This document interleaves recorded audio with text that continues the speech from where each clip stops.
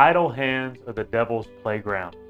Maybe you've heard that, maybe you haven't. I heard that all the time when I was growing up as a kid, and I really thought it was just a way to get people to do stuff. But the Bible actually does talk a little bit about this. Paul addresses this in 2 Corinthians chapter 3, where he warns against idleness. He warns against just being idle and doing nothing. He talks about how he worked and labored and was a tent maker. And I'm going to read this to you from 2 Thessalonians chapter 3, verse 11. Paul says, "For we hear that some among you walk in idleness, not busy at work, but busy bodies."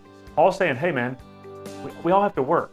Everybody has to work. Even here at church, we work. Everywhere you go, there's work to be done. And this is what I want to share with you today. See, when we're not about work, when we're not about working to provide for our families, working for the gospel, that's the time when we really start to get into trouble. And the Bible's warning us about it right here, that when we are idle, we become busybodies.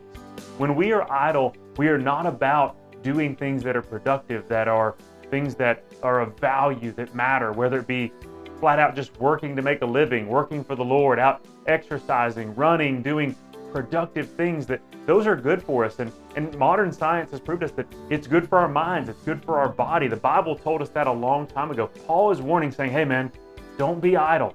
Be at work.